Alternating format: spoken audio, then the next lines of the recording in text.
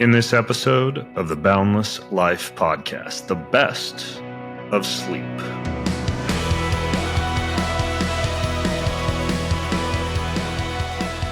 Hey, welcome to the best of sleep episode. Hopefully this is not one that puts you to sleep, but maybe helps you sleep later on. I do know some people who lull themselves to sleep with a podcast. Hopefully there's enough interesting information in here to where that doesn't happen for you. I occasionally do lull myself to sleep listening to the daily audio Bible. That guy's voice kind of knocks me out. But hopefully I have enough very interesting content for you on this show to where you don't have to go to sleep while you're listening in. So I have some of the most compelling content I've ever recorded on sleep that I'm about to unleash in one giant episode. So if you're ready, we're going to jump in and we are going to start with Andrew Bustamante, former covert CIA officer, the so-called everyday spy. I interviewed him on his secrets to sleep, recovery, fitness, nutrition, relationships. You're going to learn about his pre-sleep routine, why he avoids new information 90 minutes before sleep, why THC and diazepam are not recommended sleep aids, and a whole lot more. Here we go. My body never responded to meditation increasing sleep performance at night. Acupuncture, acupressure, reflexology, those things never really resonated with my body. So those were all practices I kind of let go to the wayside, where like self-massage or trigger point massage all have resonated very well. Like those are things that my body does respond to. So what would an ideal pre-sleep or pre-rest routine look like for you now? One of the things that I do on a regular basis before I try to lay down, I make sure I'm not looking at screens. And I don't look at screens for two reasons. One, I do believe there's something to the whole, blue light effect on stimulating the brain. But more importantly, I don't want to get my brain into a position where it is starting to absorb new information in the last 90 minutes of the day. Because the brain only has two switches, right? It's either learning something new or it's indexing something that it's already learned. Well, the whole idea behind sleep is to let sleep be a period where you're indexing. So the last thing I want to do is supercharge my brain with things that it's learned new right before bed. So I don't want to read the news. I don't want to scroll through social media.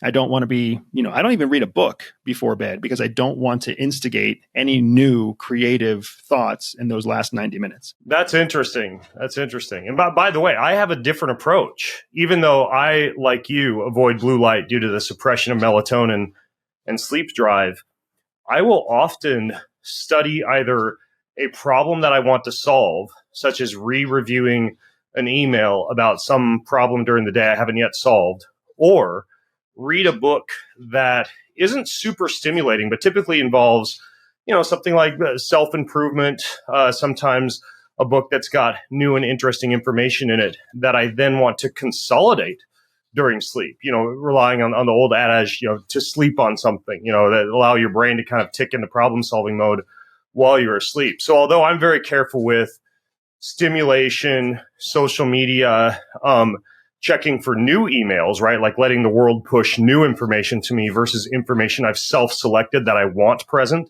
when I'm going to sleep. I still am okay with presenting myself with information prior to sleep that I actually want my brain to subconsciously work on during sleep. So I don't think we're that different actually then, because where you're self-selecting business and personal growth concepts that you're going to take with you into that indexing phase, because your indexing phase is also the phase where new neural links are created and disparate ideas are also subconsciously connected all through sleep. That makes total sense. For me, because I have two young children, I think what I've come into the habit of is those last 90 minutes of the day are really spent with them. So then I get the neural connections, I get the memory boost, I get the connection satisfaction of basically taking my wife and my children as the final things with me to bed. So I get to retain those memories. I get to retain those moments. Plus I get to build that relationship with my family in a closer way right before bedtime, which is doing the same thing for all of them, right? It's permanizing or cementing memories with dad for my 7-year-old daughter and memories with dad for my 11-year-old son and memories with children and bedtime routines with my wife. So we're having similar benefits, but using it in a different way. Not new information, but information that I am prioritizing as something I want to retain. And a lot of that happens, that memory, that learning consolidation, that emotional processing during REM sleep. You know what's interesting, Andrew, is that the two things that a lot of people, I'll give you a more precise clue, supplement with or take prior to sleep, that absolutely crushes your REM sleep cycles, thus crushing your ability to do learning process, emotional processing, memory consolidation, etc. You know what the two things are? I'm on the edge of my seat. Okay. Number one, THC. A lot of people use these edibles now prior to sleep. Really? They decrease your sleep latency. They cause you to fall asleep very quickly. But your sleep architecture, if you do use a wearable or something like that to track sleep, REM sleep drops by like 10 to 15%. And this is why people who use THC-rich cannabis prior to sleep report less dreaming, because they actually are dreaming less. The other one is diazepam, like anything like Valium, unfortunately also very commonly prescribed for sleep. But both of those give you sleep, but it's not the type of sleep that you need if you want to be a complete human, especially in the emotional, memory, and learning departments. How interesting, man. Yeah, I actually, it's interesting to me that people would ever seek out to reduce REM sleep, because REM sleep is the sleep that most people are pursuing. Yeah. I think the reason is that when it comes to sleep latency and the fact that Valium and THC can decrease sleep latency, the amount of time that it takes for you to fall asleep, many people like that sledgehammer-like effect of not having to sit with their thoughts right prior to sleep, the anxious racing thoughts that keep them up. Obviously, there are alternatives, cognitive behavioral therapy, short inhales, long exhales, or some form of breath work. Some people, meditation, some acupressure, both of which obviously didn't work for you, but work for some people. It's just easier for a lot of people to like chew on a gummy or pop a pill. But unfortunately, you get decreased latency, but non-REM, versus with practice and kind of, using other tactics, you can have decreased latency and still have your REM sleep. Hopefully you enjoyed that interview with Andrew. All the show notes, as well as full episodes with each of the guests you hear, you can find at bengreenfieldlife.com/bestofsleep. bengreenfieldlife.com/bestofsleep. Next up is Dr. Daniel Gartenberg. This one was called the Best Sleep Podcast Ever. We went into sleeping better, hacking sleep, sleep cycles, insomnia, sleep apnea. You're going to learn what to do if you wake up in the middle of the night, why people have insomnia, and one of the top research proven benefits for helping with that, and a bit more. Here we go. A lot of guys, especially increasingly as they age, do wake up in the wee hours, literally and figuratively, I suppose, in this case, to pee, and then get back into bed and sometimes struggle to go back to sleep. Now, I've installed red light bulbs in my bedroom, so if I do have to flip the lights on to go find the bathroom, it's not disrupting melatonin too much. And I'll often take some kind of inhibitory neurotransmitter, like, I don't know if you know, I own a supplements company called Keon, and we have something called Keon Sleep. So I'll take a dose of that, or sometimes a little inositol or ashwagandha or something. And I find that to be helpful in getting back to sleep. But for midnight or wakings in the early mornings, do you have any tips for people who want to get back to sleep after that's occurred? Yeah. So, I think one thing is also not to freak out just because you woke up in the middle of the night to pee. It's sort of normal to wake up periodically throughout the night. We only think of it as problematic if it's like a lot of times, like more than twice. And also if you're up for more than like 5 minutes. And this is something where sometimes when you think about it too much, like, oh, this is so horrible, it actually makes it worse, because sleep is all about like letting go and not dwelling on what's currently going on. So also, I guess, just, is it really that big of a problem, first and foremost? Now, if you are up for, more than 30 minutes, say, that could be problematic. And there's a couple things that you can do. You want to stay hydrated, definitely, to get more deep sleep, but you could try to push the drinking a little bit earlier in the day. That's one of the main recommendations for this problem. If you want to also try to consolidate your sleep more, because you're waking up a lot in the middle of the night, what's often recommended is counterintuitively to push your bedtime a little later, which will basically build up your homeostatic sleep drive, which is one of the main processes of sleep, which is related to like the buildup of adenosine, which is all based on coffee suppresses that. So you're basically making yourself more tired, so you're less likely to wake up in the middle of the night. Interesting. So that's kind of back to the same kind of theory as sleep deprivation therapy for insomnia. Yeah, and I just want to be clear that, sometimes sleep deprivation therapy gets a bad rep because sometimes, and there's no medical advice, this is not medical advice or anything, I just want to stipulate that. But there's sleep deprivation therapy, but there's a less draconian version, which is sleep restriction therapy, where you're not being like so severe with it, basically. They usually do that for older populations.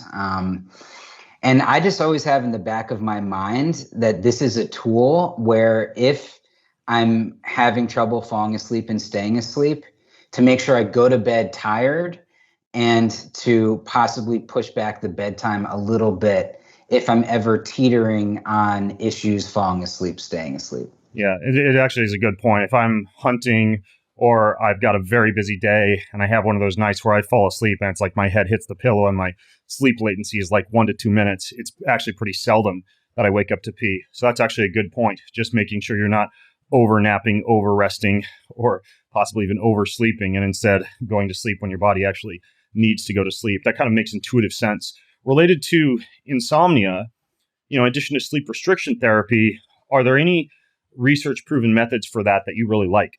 The reason why I've been studying it is, again, because of this deep sleep thing and the lymphatic drainage that's going on and its relation to Alzheimer's disease and related dementia. Because people with insomnia are more likely to get less deep sleep, so they're more likely to get Alzheimer's disease. And that's how I got these grants with the National Institute of Aging. And the main theory for why people have insomnia is something called the 3P model. And so this is a good framework for thinking about it. And so the P's are basically predisposing, precipitating, and perpetuating factors that make you have insomnia. Say that one more time. Predisposing, precipitating, and perpetuating. So the predisposing factors are sometimes you just sort of have a biology that's more likely to be hyper aroused. I think my wife might be one of these people. Yeah, I'll raise my hand. Yeah. So sometimes you're born with just sort of like a worrisome thinking style, or it's in your DNA somehow. So there's a little bit trait-like to have like maybe a more negative thinking style. Or maybe, you can't afford to not live by the train tracks and the train is waking you up every night. That would be another example of a predisposing factor, sort of like things you can't really control, whether it's your biology or just the circumstances of your life. So that pushes you into more likelihood of having insomnia, say. It kind of builds up on each other. And then you have a precipitating factor, which almost everyone can relate to. And, it's like your dog dies, you're dealing with a death in the family, you have some work stress, and that night you have a particularly hard time falling asleep, which is pretty common. Almost all Americans have periodic insomnia. And so that would be a precipitating factor, and that can push you over the edge to having a night of insomnia, for example. And then what happens is you start building behaviors around that instance of insomnia, and these are the perpetuating factors. An example of that might be spending too much time in bed because you think, oh my God, in order for me to get the recommended sleep of 7 to 9 hours a night, I need to spend 10 hours a night in bed because I'm up so much of that time. Right, or take some kind of a mega nap in the afternoon. Exactly. That would be another example of that. So you're not able to sleep, and then you're making it worse by taking a nap. And that's why I love naps. I'm with you on for the optimizer biohacker as a lever. But if you have insomnia, for example, that's why they say you should never nap. Now, to address this, the recommended treatment isn't a drug. And if the drug companies would, there's a place for the drugs in certain situations. And again, this is not medical advice. But I've never seen a study where a drug company will compare their drug to cognitive behavioral therapy for insomnia. And the reason for that, I'm pretty sure that cognitive behavioral therapy for insomnia, based on the literature, would blow it out of the water. Wow. Essentially. Because with cognitive behavioral therapy for insomnia, which is the recommended treatment, you're really addressing the issue at its core with thoughts, behaviors, and feelings around your sleep. And we actually have a cognitive behavioral therapy, or we have a module based on these premises within our software. Yeah, I saw that. I didn't check it out yet. But in brief, how does CBT or cognitive behavioral therapy actually work? So it's usually 4 modules. One is the sleep compression thing that we've been talking about. Another one is stimulus control, which is doing things to associate your bed with sleeping. Mm-hmm. The main thing that you've probably heard, save your bed for sleep and sex only, comes from like stimulus control. I'm trying to do like super stimulus control, like using sounds to make that relationship even stronger. And that's part of what we're validating in our studies. And then the other one is like your standard sleep hygiene, which is sort of like, we actually use that as a placebo in our study. Then cognitive training, so address adaptive thoughts that form around sleep, like the fact that I just can't sleep, there's nothing I can do, I have a brain chemical imbalance, like addressing a thought like that with like a therapist. And then the final thing, there's actually 5, I guess, is training relaxation. So it's ridiculous like that not every human being in school is trained how to reduce their heart rate. So we'll actually do yoga nidra, progressive muscle relaxation, body scans. Long exhales would be another that comes to mind for me, like a 4-8 or a 4-7-8 type of breathwork pattern. Yeah, we did a 4-4-4, the box breathing. We added that based on reading your book, but I'll try to add the 4-8-4. I think it's more effective, honestly. And being a Christian, I actually like to pray when I do it. So I'll do breath as prayer sessions where, for example, 4 count in, oh Lord Jesus Christ, Son of God, 8 count out, have mercy on me, a sinner, or something like that. Or, breathe in, though I walk through the valley of the shadow of death, breathe out, I will not fear. So I'll just like pull different Bible verses, which for me also tends to help with ruminating thoughts, because rather than your thought patterns going towards what neurotransmitter deficit or imbalance you might have that's keeping you awake at night, while you're doing your breath work, instead, your thoughts are focused on almost like a mantra, So, and I know some yoga nidra sessions will use mantras as well, but the mantra kind of keeps your mind from focusing on other ruminating thoughts, if that makes sense. Totally. And yeah, we recommend praying in the app as well as one of the things that you can do. And my wife does something similar with a more Jewish faith, but yeah, that's definitely a good practice. A couple of other things I just wanted to briefly address in the time that we have left. This question I didn't want to talk about too much in the earlier parts of my podcast, because so many people simply rely upon popping a pill, or worse yet, sledgehammering themselves to sleep with some kind of diazepam type of approach. When it comes to pharmacological or supplemental remedies or interventions for sleep, are there any that you think have particularly good research behind them, or that you would recommend or use yourself? Yeah, so I'm with you where, I'm trying to basically not use the trazodones, and there's always a time and place for that, talk to your doctor. And even like the idea of having that option there is sometimes helpful for people that when they have like a really serious problem, for example.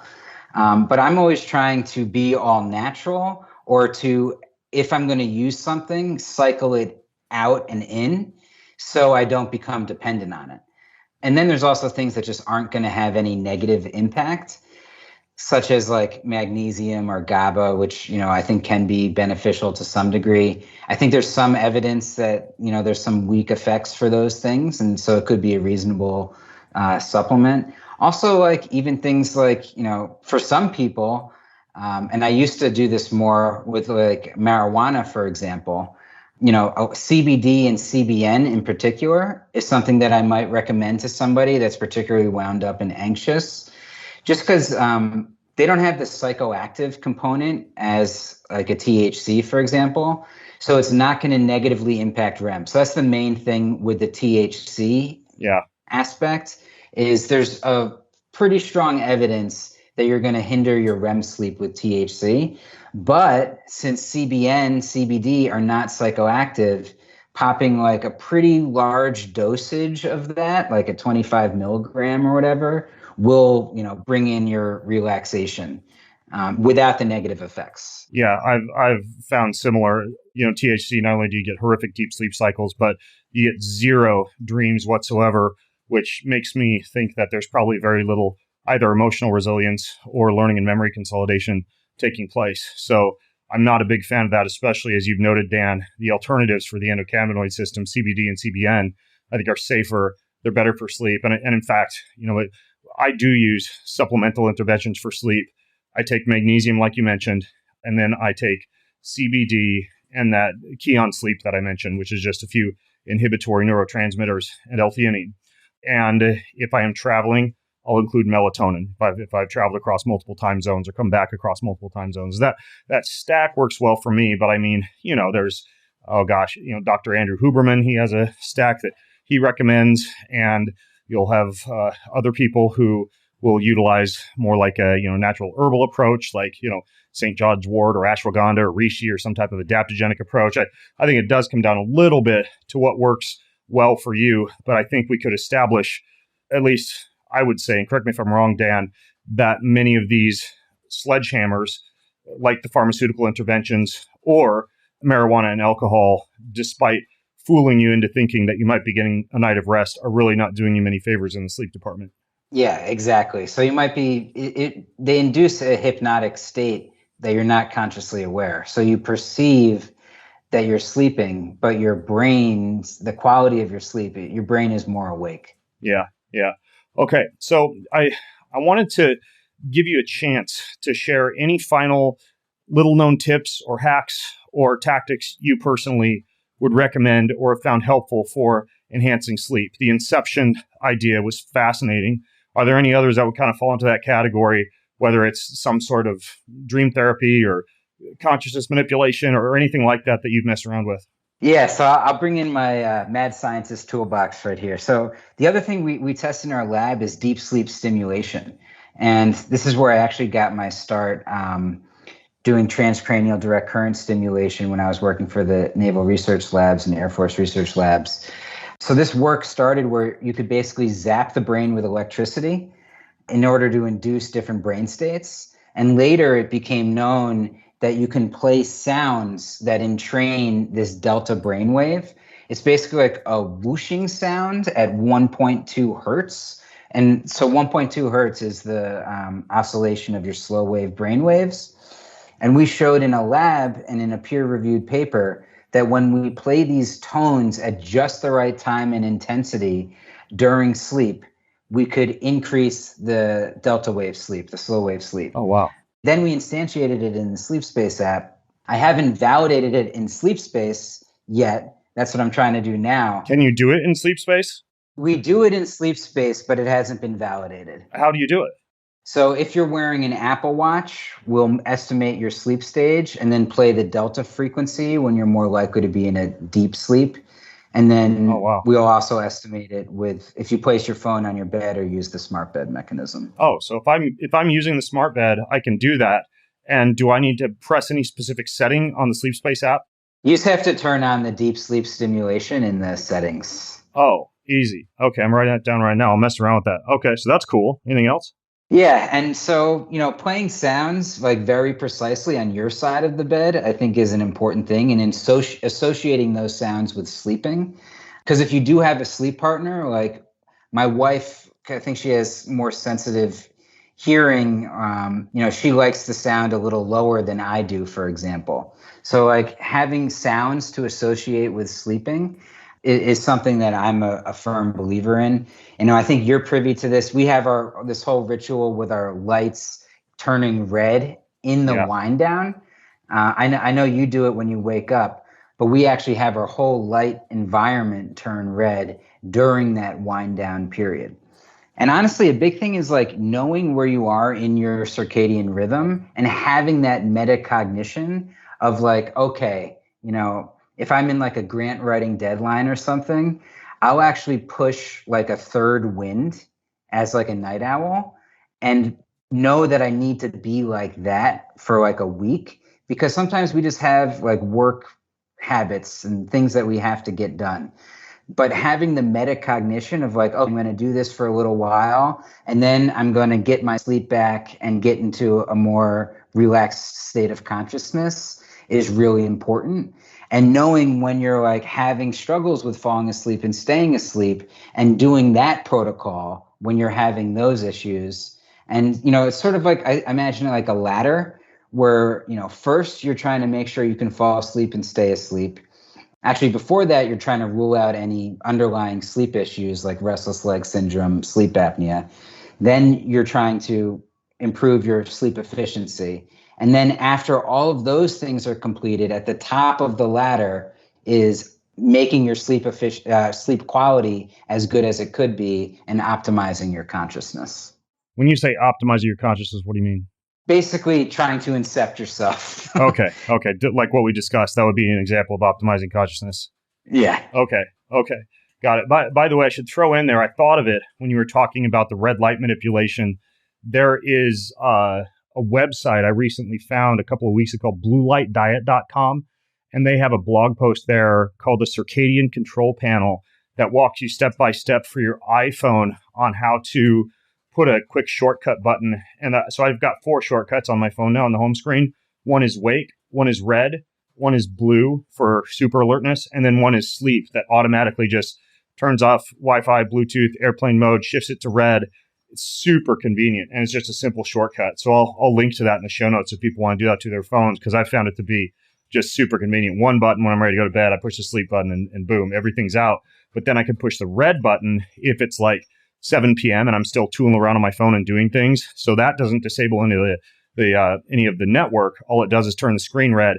Then later on, I can press the sleep button, and that goes screen even more red and dim, and then turns all the networking capabilities off. I love that. And I mean, what happens to, I think, a lot of people is they go to use their phone and then they end up looking at Instagram, for example. Yeah. So to have that one button, and I have a similar, I want to check out what you just mentioned, but having a shortcut where you just do one button into like the sleep thing makes it so you're not, I'm eventually going to make it so with an NFC tag, you can activate it without even opening your phone. I think that'll be like the next level of some of this stuff. Yeah, that would be super cool. All right, very last thing, because I told my kids I'd ask you, both of them sleep with their dogs. Any comments on pet sleeping, or whether that totally throws the sleep wearable recognition fully out of whack? I imagine it does, but you okay with pet sleeping or not? I told them I was interviewing you. They said to ask. So, generally most doctors would say no pet sleeping and try to find a way to get the pet to sleep sort of by you and not in your bed. Dogs are definitely better than cats since, cats are nocturnal after all. So they're going to be swatting you in the face while you're sleeping and whatnot. And running around at night because it's when they're supposed to be active and hunting. I appreciate that having the comfort of a warm body next to you can relax you and possibly help with your sleep quality by bringing you into a more relaxed state. So I think there is something to that, but the animal can also definitely cause problems. So I'm not strongly against sleeping with the dog, but and if it works for you, then all the power to you. But generally, they can also disturb your sleep sometimes as well. Yeah, that makes sense. My theory is similar to when I used to co-sleep with infants and I would actually sleep better, is similar to the research the Heart Math Institute has done on how the heart rate variability or heart's electrical signal of the horse jockey and the horse will align when the jockey enters the stable, and they'll both be kind of in the same brainwave state based on that if a pet is resting in bed with you, there's a chance that if that pet is resting, their own rested heart signal may actually somehow be something that you pick up via the electromagnetic signal emanated by the heart, which actually has an electromagnetic field, and that therefore by being in the room with another rested mammal, it might actually somehow affect your brainwave patterns to sleep better. That's a theory of mine, but I guess it depends on how active your dog is in the evening, because that could obviously backfire on you. Yeah, I mean, I think there is definitely some stuff going on subconsciously with frequencies that we as scientists just don't understand yet. And it wouldn't surprise me if that, I think we do resonate with each other's frequencies in some ways that it's just hard to study. Yeah. But I think there has been research. I mean, there is research showing exactly what you just said, where our bodies can sync up to one another. One of my favorite ladies, multi-time podcast guest, biomechanist Katie Bowman, who sleeps on the floor in a furniture-free home. I interviewed her about building a better butt and smartphone solutions, and of course her sleeping habits, how she approaches bedroom furniture and sleep, how she transitions to sleeping on firm surfaces, including the ground, to ready to sleep on a sheepskin. Here we go. Obviously, there's sleep too, right? Like we're in that position, arguably for around, a third of our lives or so. And I'm just curious how you arrange the sleeping environment. Like if you're also just like sleeping on the floor with these cushions propped under your head, or what does it look like in terms of your bedroom or your sleeping environment? Yeah, same. So I am a ground sleeper, just like I'm a ground sitter. And I am happy to use chairs when they're out and about. Like I don't make it a point to only do that, but I want to make sure that I'm always comfortable to be able to sleep. Right. You mean you don't stand on the airplane the entire time? No. Okay. Although I will get up and try to walk around just a little bit. Sometimes I do. Sometimes I will squat in my seat though, just to stretch out, for a longer flight. So I have been known to do that. Only when, people I know are sitting by the side. But I sleep on the ground. So we have sheepskins. And so we roll them out and, make our bed on top of that and then sleep on what would be, so it's firm. It's much firmer than any mattress or futon, but it still is comfortable, right? Because it's got some warmth, that if you're worried about sleeping on a cold floor and you've got your cush, I find it to be nice and comfortable, but I'm able to get out of my position better. So like the way I try to explain it is, let's say that your particular body, because of its being in repetitive shapes, it has a hard time getting out of essentially what is a chair shape. Even though you can stand up, if we really broke down what's happening in your joints, for many people, their hips really don't come out of flexion. Their pelvis, like people deal with what's called an anterior tilt, forward tilt of their pelvis, that is a hip that's not standing up all of the way. The hip is still sort of in a chair. Even if you get your legs straight, the pelvis is coming forward. So there's like just this little bit of chair residue, chair baggage, I've called it different things, that's left over in your body. And for many people, when they get into bed, they're not even if you lay out on your back, I guess you lie down on your back, because of the cushion, you're still sort of able to keep some of those flexions in your body. They're being coddled is not the word that I want, but the cushion is sort of supporting you where your body is right now, where the ground is a much more of a taskmaster, and it makes those parts stretch out, which is why it's really uncomfortable for people when they first start, because you can't continue to stay tense in certain areas. I sleep on the ground in that way, and then I don't have a big heavy pillow. Oh, really? I've gone down. I mean, and I took 18 months to go from. My neck was really stiff all the time. And I was like, why is my neck so stiff? And then, as you said, our sleep environment is a third of, on the best days, it's a third of your day. And so I was just realizing like, oh, I am sort of propping myself up in a single position and keeping my neck from moving. So in the same way, if you've been in a car ride for a long time, the hips are stiff, like my neck was stiff, and it just didn't make sense to me. And then I just was looking around at like, well, how do human, like, what are other cultures doing? And I just realized like, oh, of course, like I need more movement even during my sleep time. I need more what I call pressure related movements. My joints need to be able to go to a broader range of motion than what my bedding will allow.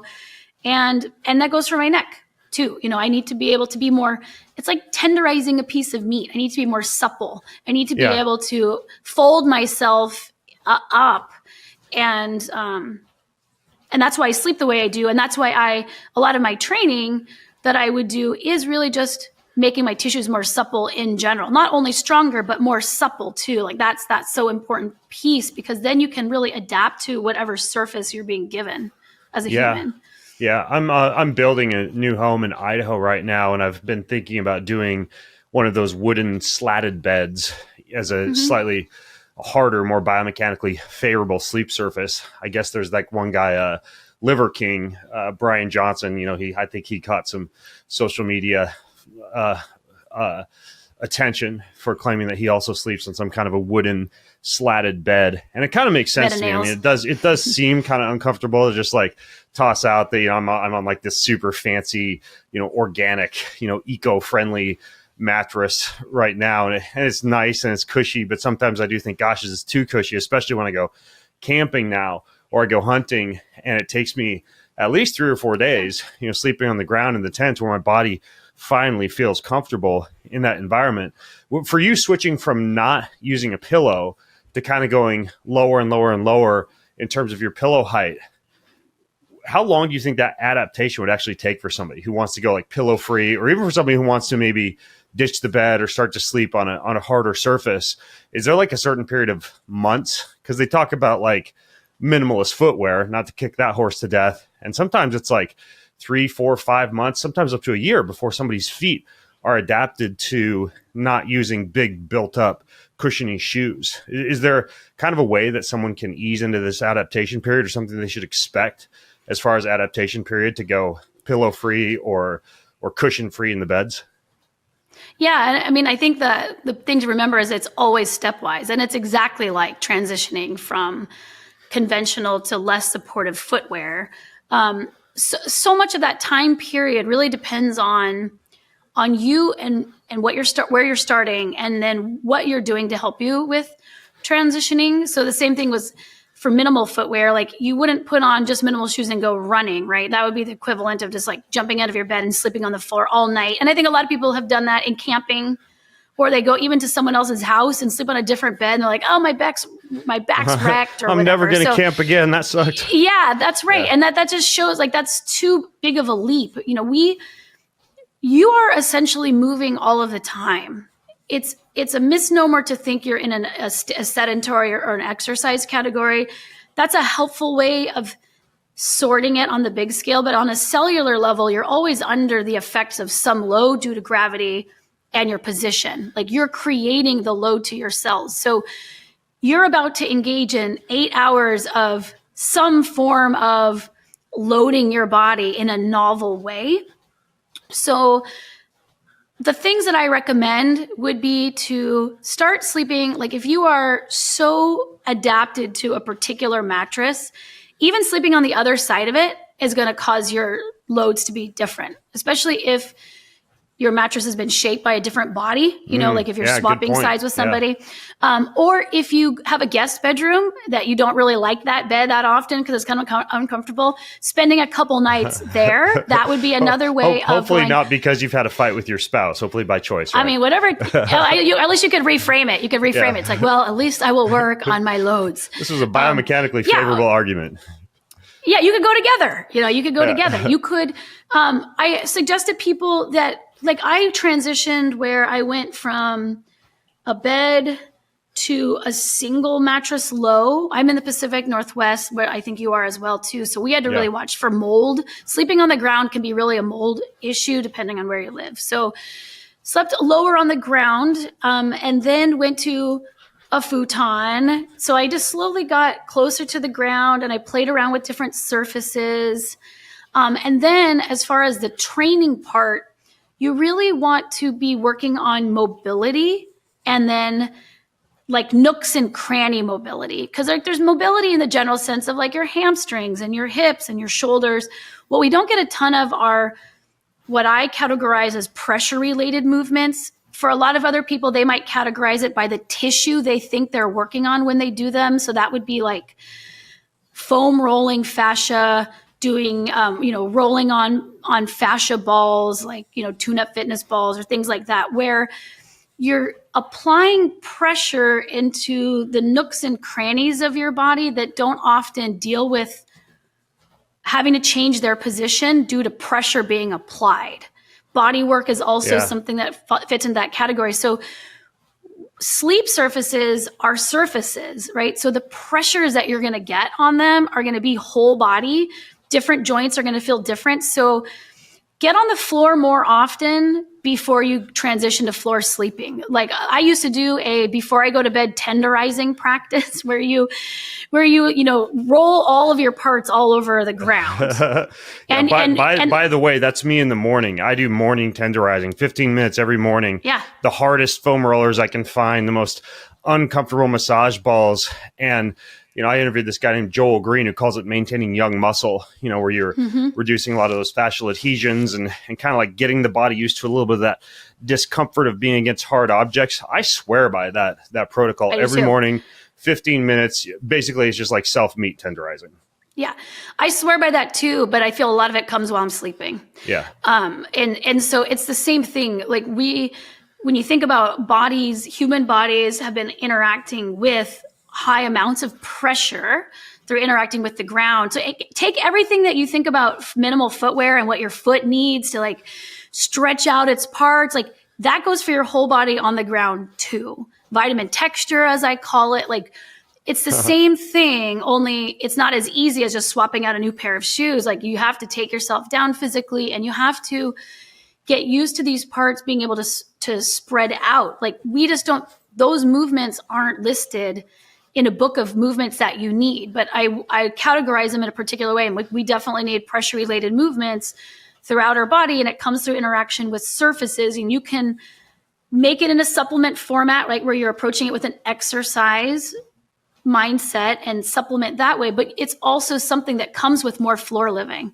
It's also something that comes with more floor sitting. And then bonus, when you sleep on the floor in the way that we do now, it always allowed us to be in smaller homes more comfortably when we had younger kids, because think of all the square footage of a house that's allotted to sleep time only. Just the footprint that is under most people's sleep time equipment. So for us, we hang it up every day, and it gave like a room for cartwheels, an exercise room, and office. So that's really such a good point. Yeah. I mean, you're making a good case here for saving a lot of money in Airbnb. So you can get the 0-bedroom Airbnb and just travel with your sheepskin and use the garage. It's interesting though, because it is important, for that 1/3, or I guess if you're one of those Silicon Valley execs who has a biologically inferior need for sleep, apparently 1/4 or 1/5 of your life is spent in that position. So it's something to think about. It's also, unfortunately, probably a good way for me to lose any mattress sponsors ever for this podcast for all time. But regardless, it really makes me think a little bit more about my sleeping surface and at least giving an attempt to expose my body to a little bit more of like a hard, possibly even slightly uncomfortable surface during sleep. Scott Scher is up next. And again, all the show notes are going to be at bengreenfieldlife.com/best of sleep. Scott knows a lot about gamma aminobutyric acid and sleep hacking. That's an inhibitory neurotransmitter. That's a big word. You're about to learn more. Here we go. So when it comes to sleep, is there anything that you personally do besides Trocalm or Trozy for sleep that for you is just like a game changer? And this is kind of relevant to me right now because I'm working on a new book, and there's a big chapter on it with a whole bunch of like updated sleep hacks. So sweet, I'm kind of like behind the scenes asking some of my guests what their personal sleep hacks are. Sure. So from a product perspective, I'm actually more of a Trocalm guy, because for me, as soon as I fall asleep, I'm good. It's a matter of falling asleep for me. And so that's the type A personality, the perseverating thoughts, the thought diarrhea, as it were, as you were describing before. So my thoughts to patient would be Trocalm in this case. So I'll take Trocalm a couple hours before bed. Oh, a couple hours before. Yeah. I find that actually I could take it right before bed too, but I really like having it on board for a couple hours. It lasts for about 3 to 5 hours for me. So I like having it right before, like that sort of wind down period when I'm with my kids and I'm relaxing and I want my mind to be sort of off work, phone away kind of deal, and just having it as sort of an evening. So what people will do oftentimes is take Trocalm instead of drinking a glass of wine with dinner or having their beer or whatever it might be as their wind down. So I like to use it that way. Overall, it's sort of like my wind down for the evening. But, for me, actually, Dr. Ted Achacoso, who's been on your podcast before, he probably gave me the single most important piece of advice that I've ever received from sleep. He calls it his sleep anchoring technique. And what this means is it basically changes the perspective on the importance of sleep. Instead of saying that your day starts when you wake up, say to yourself, your day starts when you go to bed. Your day see, I've always heard it like your night starts when you wake up with ample light exposure, but this is interesting. Keep going. Yeah. So the idea here is that if you consider going to sleep as the start of your day, not the end of your day, then you're going to treat it with more respect and with more care and take care and protect it on a day-to-day basis whenever you can. Because your day starts when you go to bed, not when you wake up. Now, of course, when you wake up, you have your morning routine, you have your sunlight exposure, you have your grounding, anything else that you do. But if you just focus on that, but you forgot about the other 8 hours you just went to bed, it's not going to help as much, right? As you know. So if you think about your day starts when you go to bed, as opposed to when you wake up, that's the frame shift that helped me. I mean, I'm a doctor, right? I had in medical school, my friends and I wore shirts that said sleep is for quitters. Okay. So I didn't think sleep mattered for a long time. And even through my 30s, I didn't think it mattered. I thought I could be up in the middle of the night, do what I needed to do, and just work the next day. But no, I mean, like many people, I crashed and burned. And when I turned 40, it's not going to happen anymore, right? So most of us can get away with it for a period of time. Yeah. So that's the first thing. And that's the major thing for what I tell my patients. That's what we tell people at Transcriptions. Because again, we have great formulas here that can help you with anxiety. They can help you with stress. They can help you with sleep. But what you should be doing is thinking about what is this whole sleep architecture that we were talking about. So you asked about my personal thing. So I can give you my personal if you'd like. Yeah. So for me, what I'll typically do is an infrared sauna. I have an infrared sauna in my house. It's when I found out that I was going to have 4 kids, we thought we were going to have 3, and somehow we ended up having 4. Wait, quadruplets? No. I have 3 kids. I had 3 daughters, and then my 4th was a surprise. Okay. I understand. Yes. And so my oldest is 13, my youngest is 6 now, and I have 3 girls, and my youngest is a boy. But when I found out that we were going to have a 4th kid, I was like, a very small house living in Northern California at the time. So I bought myself an infrared sauna, and it's been, I think, one of the best purchases that I've ever made by far. So I'm in there most nights. I spend about 30 minutes in there. Typically we do some reading, some meditation, some relaxation exercises of some sort during that time. And then after the sauna, I'll typically take like a temperate shower. So not too hot, not too cold. We'll do my sleep stack of supplements, typically some magnesium, some glycine, sometimes Trozy when I'm traveling, but I don't take Trozy unless I'm traveling typically. Okay. Because I don't need it. And then I have what I call my Pavlov's dog routine. And Pavlov's dog is, for those who don't know, this is an experiment done where they would ring a bell and give food to a dog, and the dog would salivate, and the dog would eat, and then eventually take away the food, just ring the bell, the dog would salivate. So the idea for me, for my sleep routine, is do the exact same thing for the last 10 to 15 minutes every night. And that's sleep. It's basically going to the bathroom, brushing my teeth, stretching, and getting into bed with my eye mask on, having a sound machine on, doing gratitude, and then just done, bed. That's awesome. I love the Pavlov's. I'm the same way, to the extent to where I try to choose things for the Pavlov's dog routine that I can replicate when traveling. So if it's lavender essential oil, I don't use an oil diffuser anymore, right? Like I just sprinkle it on the pillow because I can do that same thing when I travel. You know, the sleep mask, easy. The red light headlamp that I used to get around the room at night, or the red lights, that's easy to bring to the hotel room. Putting the pillow underneath the back of my knees and breathing for about 5 minutes with 4 in, 8 out before rolling over into a side sleeping position. Like I can replicate that in the hotel. So I try to not be dependent on any large, bulky sleep technologies that if I'm on the road traveling, again, because I travel so much, I'm going to feel like I'm not getting my adequate sleep routine that I can replicate, because I can't exactly call down to the front desk and ask them to bring me, I don't know, like a bed jet air conditioning unit or a chili pad for sleep. So, I try not to be dependent on that stuff. I'm totally with you. So I have my long routine, which is when I'm home, and then I have my short routine when I'm traveling. I mean, this is something you've dialed in so much because of how much you travel, but it's just certain techniques or certain things that I will do that just trigger my brain to know that this is time to get to sleep. And I think the biggest part for me actually is taking those 30 seconds or a minute when I'm in bed and just doing a full body scan, doing a small gratitude practice, and just being comfortable and grateful for the day and setting intentions for the next day too. Right. So it's really important for me. So nothing fancy there really. But I like the fancy tools as well when I have them, of course. So. Yeah. The body scans are pretty incredible. The so-called yoga nidra or non-sleep deep rest protocols. There's not many voices that I don't find kind of grinding for those, but there's one lady on YouTube. And I've got YouTube Premium, which I think is the ultimate life hack. Just you can download tons of stuff, view it online, ad free. They still don't have the ability to take your downloaded videos and make playlists out of them, which I think they need to add. At least that can be used in offline mode. So tip to anyone who works at YouTube, make playlists downloadable and available offline. But anyways, this lady, Allie Boothroyd, I think is her channel.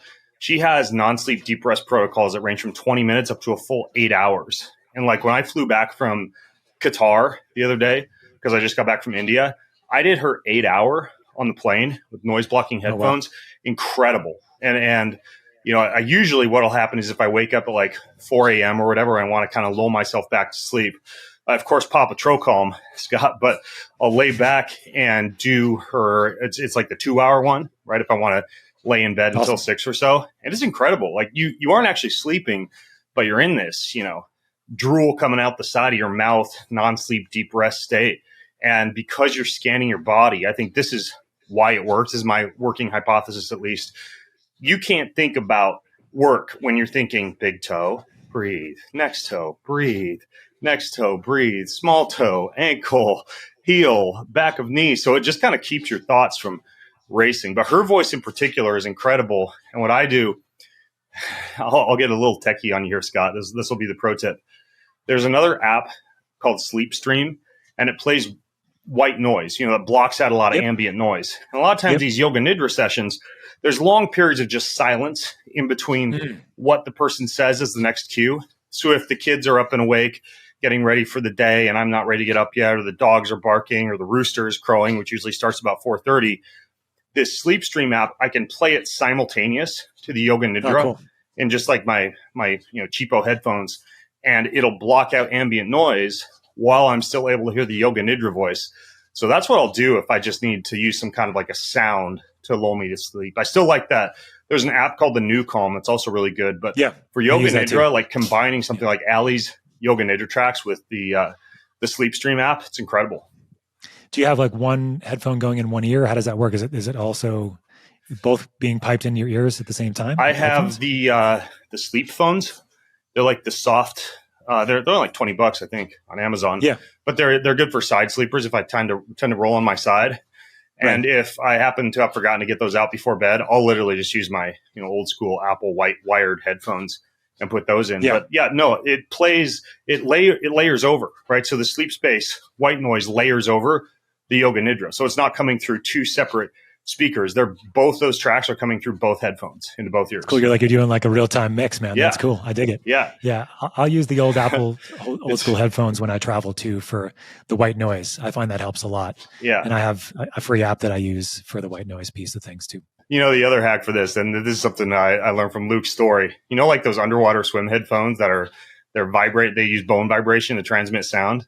You can have in your regular headphones, and then in your underwater MP3 player that you're using on dry land, you can pump out what Luke told me is he'll play Joe Dispenza meditation tracks while playing New Calm, and he'll play the New Calm through his regular headphones and play the Joe Dispenza meditation tracks through his bone vibrating headphones, if you want to call them that. And that's another way to layer. So all sorts of different ways to sleep if you, like many other people, can't turn the brain off at night, or at least stop up the brain diarrhea.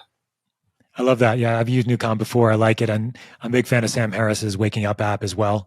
And so some of his longer meditations, and I've had a couple of friends learn how to splice those things together with various other tracks like Newcom and other things. This is getting fancy, but it's interesting to play around with. I think the body scans are great for the reasons you mentioned, Ben. It's like, it's a way to get out of your head a little bit. And it's a way to just kind of let everything relax. And that's typically what you need. Is you just need your brain to shut off enough so you can start jumping into deep sleep, which is what all of us need to do in that early time when we get into bed.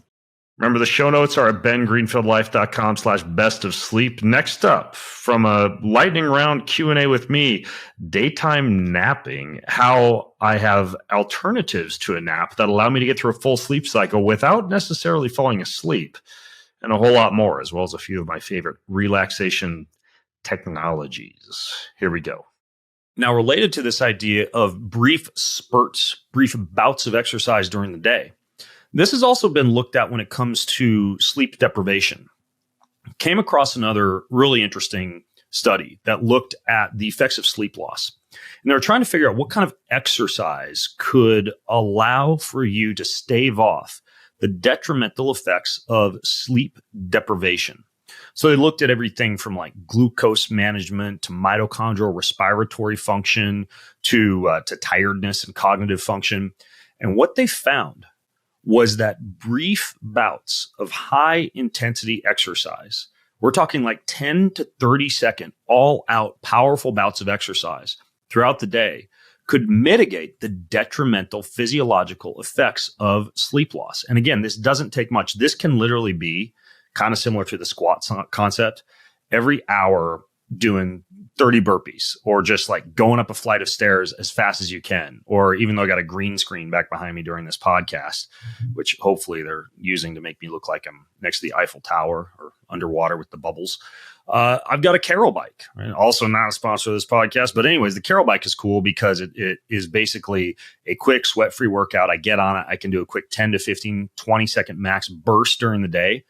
And it's really cool that if you're sleep deprived, brief bursts of high intensity exercise can stave off the effects of sleep deprivation. Let's face it, it's also good to know because it's kind of hard to want to go to the gym when you're sleep deprived for a long, formal 40 to 60 minute workout. But just knowing that if you just tell yourself, okay, I'm going to get through this day of sleep deprivation, I'm going to do 10 burpees every half hour. That can have a really significant impact on glucose tolerance, respiratory function, what's called protein synthesis, because sleep deprivation can lower your ability to be able to build and maintain muscle. So these are all cool little hacks when it comes to sleep deprivation. Now, what's interesting is you can stack on top of this the two compounds that I have found to be incredibly effective for allowing you to have good cognitive function in a state of sleep deprivation. So one, we've got a clue about from a recent study that came out February 28th, 2024. One single dose of creatine improves cognitive performance and induces changes in what's called cerebral high energy phosphates, right? These little energetic phosphate groups available to your brain during sleep deprivation. And what they did in this was they gave subjects a high single dose of creatine. I'll tell you exactly how much in a second. And what it did was it improved cognitive performance and processing speed. And the author said, partially reverses metabolic alterations and fatigue-related cognitive deterioration in a state of sleep deprivation. Now, that's pretty cool that just creatine can do that. Now, here's the only problem. They were using 0.35 grams per kilogram. Well, a kilogram is 2.2 pounds, right? So if you do the math, that means a guy like me has got to be taking north of 25 grams of creatine to stave off the effects of sleep deprivation. And I don't know why they did this in the study, probably because it was just logistically easier. But they gave these people in this sleep deprivation study 21 hours of sleep deprivation, by the way, that whole dose at one time. I don't recommend that. That's a fast track to disaster pants. And for anybody who's used creatine, you know what I'm talking about. So in order to do this effectively, you would have to take your standard 5-gram dose of creatine. And by effectively, I mean not spending the day on the toilet. And pulse that throughout the day. Like you wake up, you've only had 2 hours of sleep, you take 5 grams of creatine. A couple hours later, you take 5 grams of creatine. And you keep going until you get up to around, rough math, 0.35 grams per kilogram. Don't worry, I'll put that number in the show notes. Just go to bengreenfieldlife.com/ 475, and it'll be over there.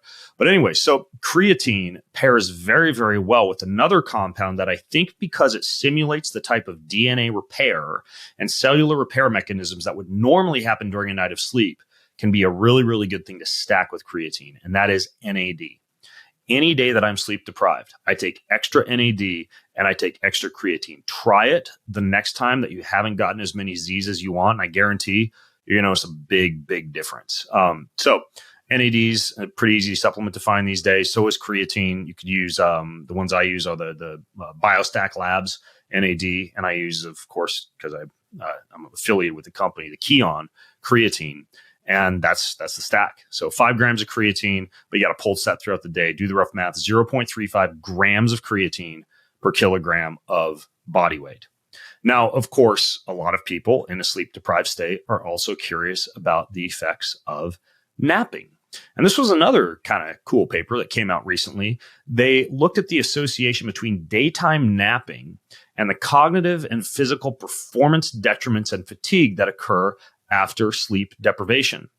Now, the conclusion here was pretty straightforward. After a night of normal sleep or partial sleep deprivation, a daytime nap between 30 and 60 minutes long has a moderate to high effect on the improvement of cognitive performance and physical performance and the reduction of perceived fatigue, meaning that a nap is a huge weapon in your weapon box, tool in your toolbox for combating the effects of sleep deprivation. Now, I know many of you, because I've talked with many people about this, you have trouble taking a nap. It's hard to take your brain off in the middle of the day. And it's difficult to just shut down, or you're groggy and fatigued when you wake back up from the nap, and it's hard to start the day again.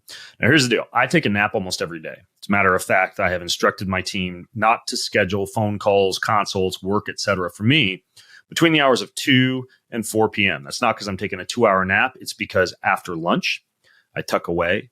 And by the time I get up from 40 to 60 minutes of napping, or some of the alternatives to napping that I'll describe to you in a second, I need some time to jump in a cold bath, do some stretching, get back up, go through some more work before I'm ready to like turn on the phone and jump back into a formal scheduled consult or something like that. Because I don't like to jump right into a phone call with somebody when I'm still, digging the nap goo out of my eyes.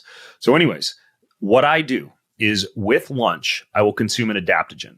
I like adaptogens because unlike, let's say, weed or marijuana or CBD or melatonin or something like that, they allow your body to turn down the dial a little bit without leaving you fatigued afterwards. Some of my favorites are reishi extract. I'll stir a little bit of reishi extract into the cup of bone broth or water that I have with lunch.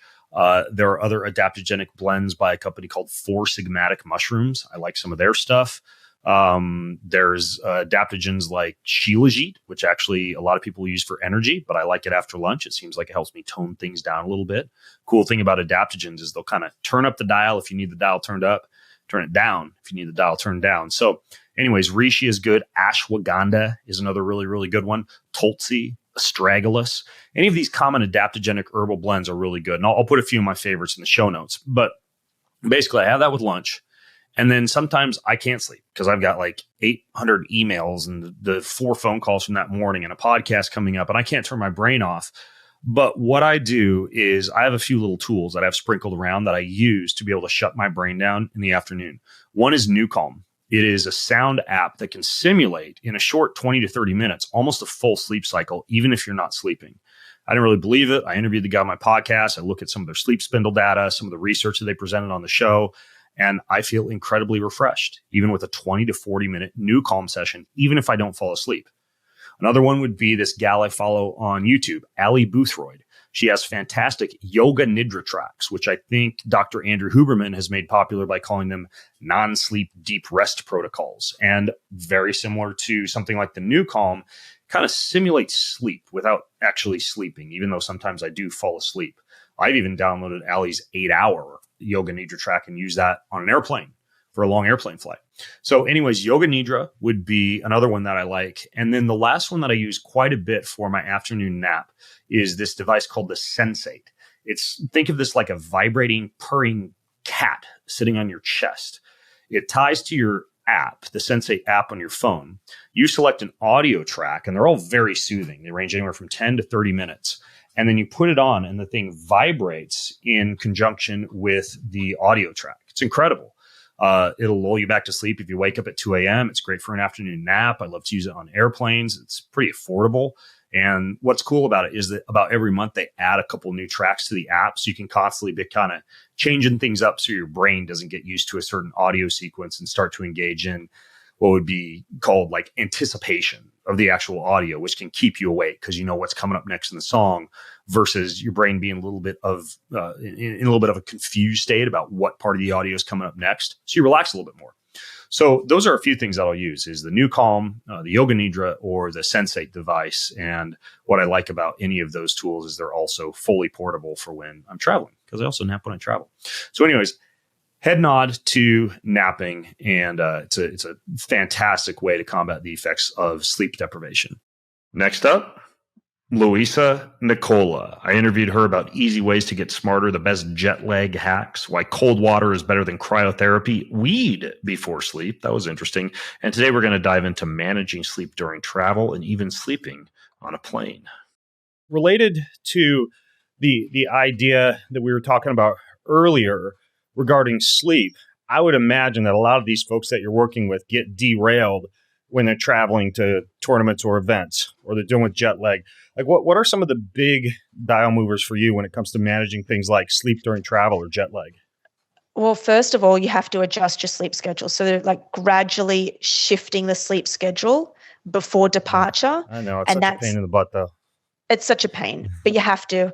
So that's the first thing that we figure out, like where are you traveling to and how can we adjust the sleep schedule 72 hours before departure? Now, when you're adjusting the sleep schedule, are you adjusting these so-called, what do they call them, like Zeitgebers, like when you eat, when you get exposed to light, when you exercise, you're doing all of that in the time zone of where you happen to be traveling to? Absolutely. We're adjusting everything because food is very big as it relates to circadian rhythm. It basically tells your body that you're awake or that you're preparing for sleep. And then we do, adjusting for light as well. How many days in advance? 72 hours. So 3 days. Okay. Yep. So 3 days in advance, you start to adjust your schedule for where you're going. And then what? Yeah. So then once we get onto the plane, that's the next thing. Depending on how long the ride is, we try and advocate for eating minimally. I won't say completely not eating. If it's a 3-hour flight, then don't eat. But if you are, we encourage all of our athletes to take their own food.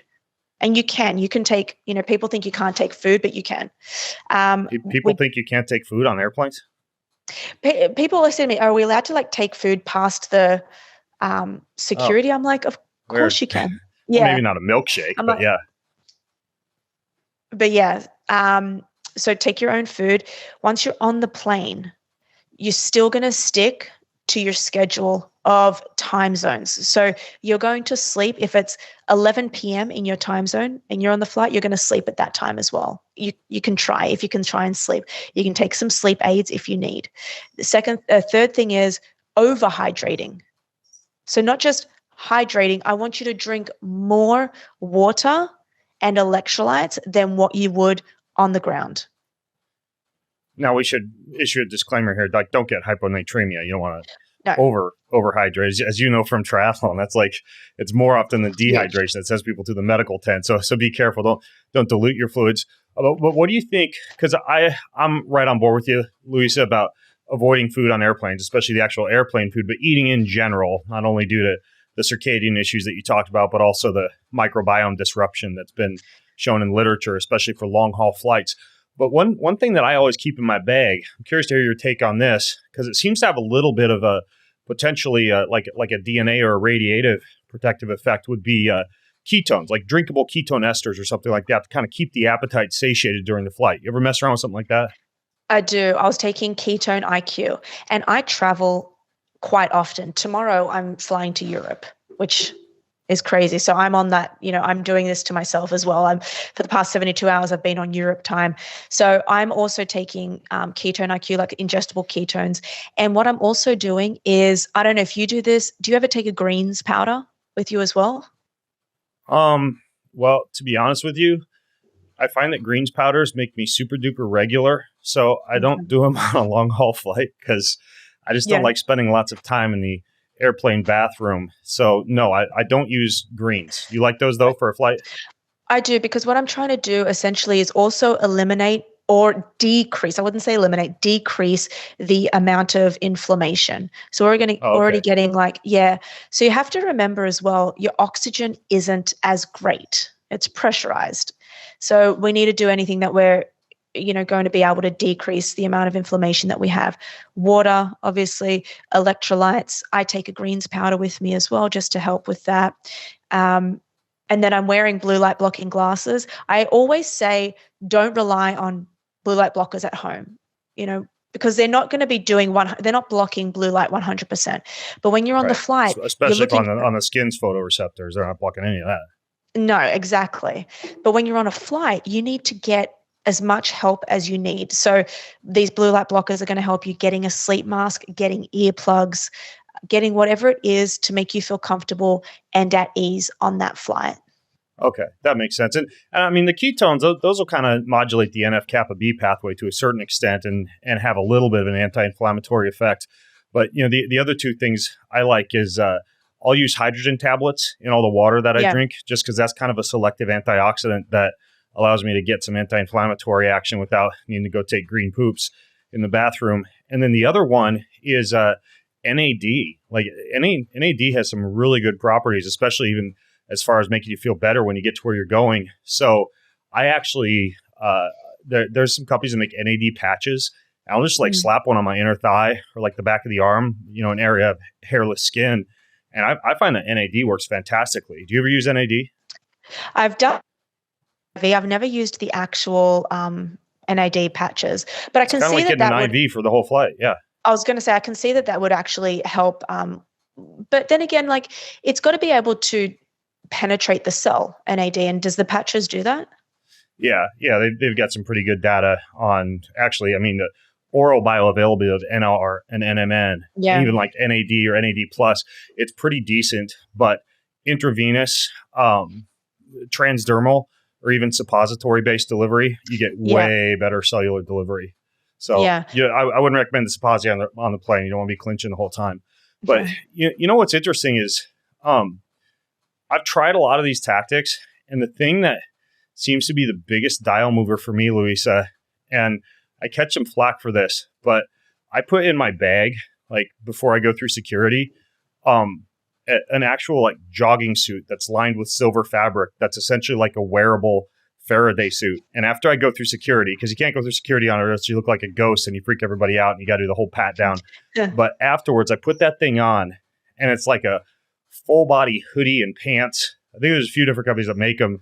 Mine is No Choice is the company that makes it. And it's got a full zip up hoodie. And since I started using that thing, especially for long haul flights, my amount of jet lag has plummeted. It's crazy. And it's just like a full body, like a Faraday suit. You ever seen these? No, I just wrote down No Choice. I want to have a look at it because I travel so often. Yeah, it's crazy. I mean, I was shocked. It even has little plugs in the cuffs of the pants so that when you get to where you're going, they have little alligator clips and you can ground to a metal object, like when you're waiting for your bags or whatever in baggage claim. So you get this massive amount of grounding and earthing. And again, it's not the most fashionable item to wear on a plane, but it seems to work really well. So is it compression as well? No. Well, they have long johns that you can wear underneath them, but they're not compression gear per se. I'll usually have compression socks on and then pull that thing over it. Now, sometimes when I get to where I'm going, I feel really good if I can jump in a cold body of water or do some cryotherapy or something like that. But whether or not it's related to sleep or jet lag, I'm just curious. Is there anything to the idea of heat therapy or cold thermogenesis when it comes to mental performance? Yeah. I was just going to add on that. When you get to your destination, one thing that we get everyone to do, depending on what time it is, if it's early morning, we always get somebody to get off the plane and go for a run. It's a mandatory, get off the plane and exercise. It's going to get you the fastest way for you to adapt to the time zone is through exercise. All right, folks, that was the best of sleep. Hopefully you're still awake. If so, you can visit the show notes at bengreenfieldlife.com/best of sleep, where you can leave your own questions, comments, feedback, and more. That's bengreenfieldlife.com/best of sleep. Thanks so much for tuning in. Do you want free access to comprehensive show notes, my weekly roundup newsletter, cutting edge research and articles, top recommendations from me for everything that you need to hack your life, and a whole lot more? Check out bengreenfieldlife.com. It's all there. bengreenfieldlife.com. See you over there. Most of you who listen don't subscribe, like, or rate this show. If you're one of those people who do, then huge thank you. But here's why it's important to subscribe, like, and or rate this show. If you do that, that means we get more eyeballs, we get higher rankings, and the bigger the Ben Greenfield Life show gets, the bigger and better the guests get, and the better the content I'm able to deliver to you. So hit subscribe, leave a ranking, leave a review if you got a little extra time. It means way more than you might think. Thank you so much.